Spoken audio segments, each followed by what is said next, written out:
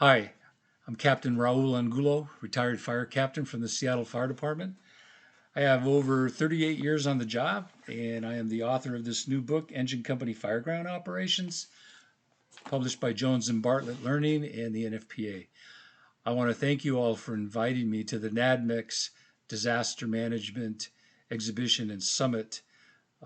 I'm very excited to return to Istanbul. I was there last year for a week, and I love that city. I was just so fascinated. So to be invited is quite an honor, and I look forward to sharing my experience with my fellow firefighters from Turkey and Istanbul.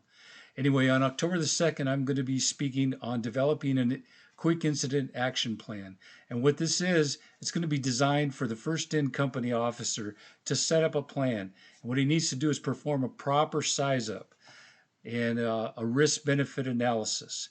And then we're going to determine what our incident priorities are and what our problems are.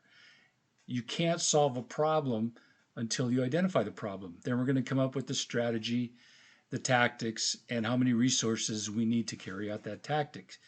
It's a very simple matrix to learn, and it applies to really any structure that we come across.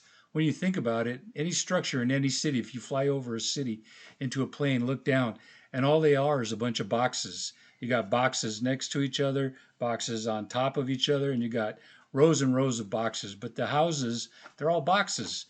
And our job is when a fire starts in the box, we need to rescue the people from the box. We need to put the fire out in the box.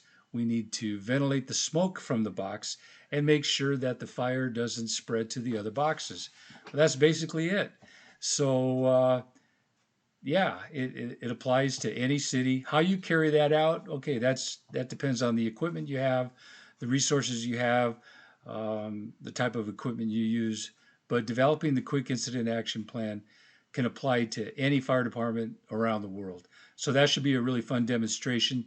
We're going to go through a PowerPoint presentation, and then we're going to use a fire simulator, which is going to make some very realistic scenarios.